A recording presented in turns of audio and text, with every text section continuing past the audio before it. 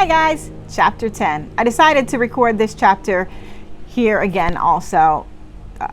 Like I said, favorite spot, love it. So I thought, why not? Let's just film 2 chapters in the same spot. So chapter 10 is titled Odysseus and Telemachus Meet Again. So excited to see Odysseus finally meeting up with his son again.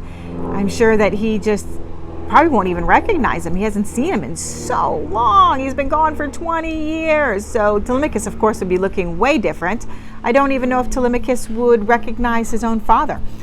So we're going to read this chapter and find out what happens. All right, here we go.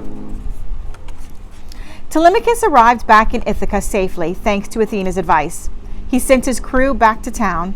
As Athena had ordered, Telemachus went to visit the swineherd, Eumaeus. Eumaeus's dogs spotted Telemachus. The dogs ran to him, yipping happily as if they were puppies. They remembered the young Telemachus. Eumaeus saw his young master and kissed his forehead. He wept for joy. It was as if Telemachus were his own son returning from a long journey. "Tell me, old friend," Telemachus asked quickly, "how is my mother?" "She's still at the house," replied Eumaeus. "She still cries day and night over your father." Telemachus entered the house. Odysseus, still in disguise, rose to give the young man his seat. Telemachus stopped him. "Sit down, stranger," he said politely. "I can sit on the floor." Odysseus was proud of his handsome son. He was pleased with the way his son treated a poor stranger. Telemachus sat on the floor. The 3 men had breakfast together. "Stranger," Telemachus said to Odysseus, "I would like to take you to my home. I will give you some good clothes, sandals, and a sword. My mother and I will certainly feed you a good meal. I'm still young and could fight back if the suitors attacked me, but I could not protect you if the suitors were to attack you." Odysseus listened patiently. "If I were young," he told his son gently, "and the son of the noble Odysseus, I would show my strength. You should march straight to your home and make those suitors regret they ever entered it." Telemachus nodded, moved by the stranger's words. He asked Eumaeus to go to Penelope's house. The swineherd was to tell her privately that Telemachus had returned home safely.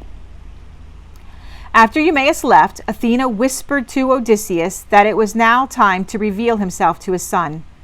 She touched Odysseus with her golden wand and changed him back to his normal self. His handsome and youthful look returned. Telemachus's eyes grew wide. "I don't understand," he said. "Who are you? How did you suddenly change? Are you a god?" "I am your father," Odysseus said, "for whom you have suffered for many years." He looked upon Telemachus with a tear in his eye. It took a few moments for Telemachus to believe it was his father. He was overcome by sadness and joy all at once. Soon the great distance as he felt toward his father disappeared. It was as if 20 years had not separated them. Telemachus ran to Odysseus and hugged him tightly. He cried as if he were a young boy again. Odysseus lifted his son into the air and they laughed. "Father," Telemachus shouted, "I have waited ages to see you again.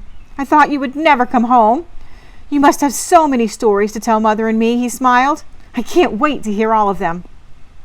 Odysseus cleared his throat. "My son," he said, "this will all happen in good time. We have years to get to know each other again, but you must know there is business to be done. You and I must punish the suitors who have troubled your mother. Together, we must take back our home." "But we're only 2 men," Telemachus replied. "I know Athena and Zeus will help us," Odysseus told him. "They helped me during my long journey home. The fair gods are on our side. Now go back home without me. Slip in quietly if you can. When you see the suitors, behave just as you did before. Later, I will come to the house disguised again as the beggar. When the suitors mistreat me, be strong. Try not to lose your temper, but try to convince them to be kinder to me. They will get what they deserve in the end. Then," Odysseus continued, "collect all the armor and weapons in the house. Hide them in the storage room, but leave a sword and a set of armor for each of us. We will need them for the fight. When I nod, it will be our secret signal. That is when we fight. I will set up everything else in the meantime." Most importantly, Odysseus said, tell no one that I am back, not even your mother. It's probably pretty hard for Telemachus. He's so excited that his dad's back, and I'm sure he just wants to tell his mom. But he said, not yet. Telemachus had tried his best to return to Ithaca quietly, but the entire household heard of Telemachus' safe arrival. Penelope did not believe it. She needed to see her son to know that he was still alive and well. The suitors were shocked and angry to learn that Telemachus was back and safe. They immediately called a meeting to discuss their situation. One of the strongest suitors was the first to speak. My friends, he said, this is a very serious situation indeed. Somehow Telemachus got past our ship as he came back to Ithaca. We must quickly get word to the ship's crew. They must return here at once. He had hardly finished speaking when he saw the suitors' ship through the window. The men were pulling into the harbor and lowering the sails. Those men soon returned to Odysseus' house.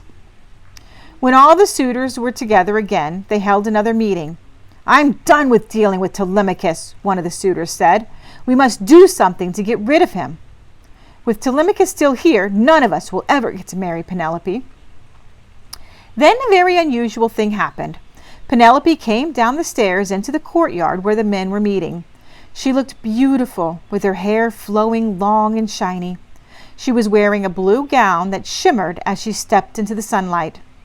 Although she rarely left her room, she had overheard the suitors plotting to kill Telemachus. Penelope was still beautiful, but sadness and worry had clearly left their marks upon her face. First, her husband had been gone for so many years. Then, her son went away without telling her. Penelope was weary with concern.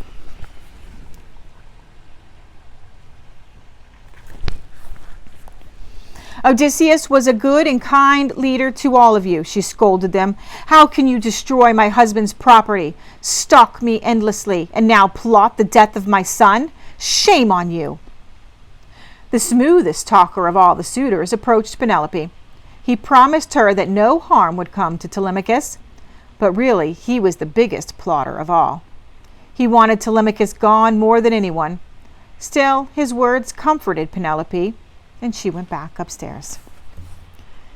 So here's Penelope, learning that these suitors are just doing everything they can to try to destroy her home, her son, her life. Very, very selfish men who just want to marry her. Odysseus and Telemachus have made a plan. They're going to hide Telemachus is going to hide all the armor in the house, and when Odysseus nods to Telemachus, they're going to get their revenge. I know you guys are super excited to see what that revenge is, and we'll find out coming soon. Have a great day.